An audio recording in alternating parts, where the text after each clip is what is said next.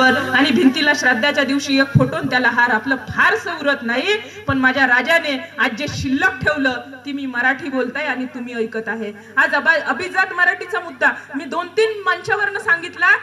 गावात अभ्यास करणारी पोर आहे, सगळी जाणकार माणसं आहे, राजकीय प्रगल्भता परिपक्वता असणारी माणसं या मंचावर आणि मंचासमोर उपस्थित आहे.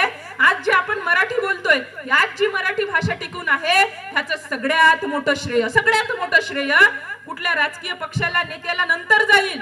सगळ्यात मोठं श्रेय आहे छत्रपती शिवाजी महाराजांचं. सगळ्यात मोठं श्रेय आहे.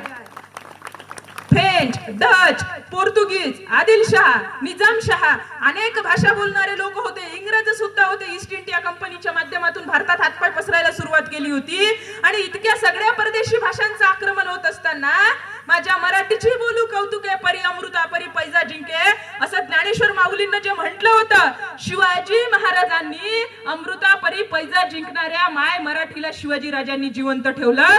काय दूरदृष्टी माझ्या राजाकडे होती. माझ्या राजाकडे असणारं अष्टप्रधान मंडळ आजच्या लोकशाही व्यवस्थेमध्ये जसं मंत्रिमंडळ आहे, कार्यकारी मंडळ आहे, त्यातही काही कॅबिनेट दर्जाचे मंत्री असतात. हे जे विलगीकरण ज्या पद्धतीने आज संविधानाच्या माध्यमातून संवैधानिक लोकशाहीच्या माध्यमातून आहे, शिवाजी राजांनी देशाला संविधान लागू व्हायच्या अगोदर अष्टप्रधान मंडळ नियुक्त केलं.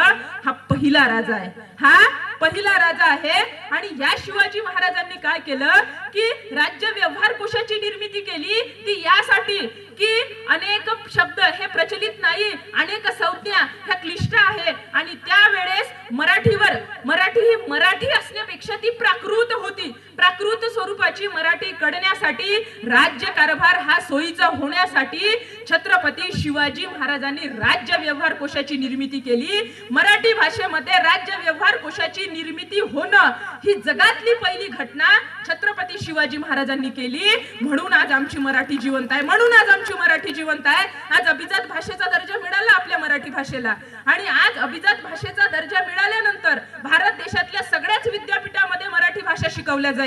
मग गुजरातमध्ये असो, तामिळनाडूमध्ये असो, ओरिसामध्ये असो, झारखंडमध्ये सगळीकडे मराठी भाषेचा अभ्यास करणारे अभ्यासक माणसं त्या ठिकाणी वाढणार आहे. मराठी भाषा शिकवणारे प्राध्यापकांची भरती त्या ठिकाणी होईल. मराठी भाषेतल्या वेगवेगळ्या विषयांवर पीएचडी करणारे संशोधक त्या ठिकाणी जाईल आणि मराठी भाषेचा हा गौरव शासन दरबारावर मान्यता भेटल्यानंतर आज होतोय. आपल्या राजानं त्यावेळेस हे वाढून ठेवलं, ज्याचं फळ आपल्याला मिळत आहे. म्हणून तुमची मराठी, माझी मराठी, आपली माय मराठी आपल्या राजानं टिकवून ठेवली. हे माझ्या राजाचं सगळ्यात मोठं पण आहे. आपल्या आयुष्यामध्ये आपल्या आई नंतर जर कोणी आपल्यावर संस्कार करते ती आपली भाषा असते आणि अशी ही आपली मराठी भाषा आहे. आणि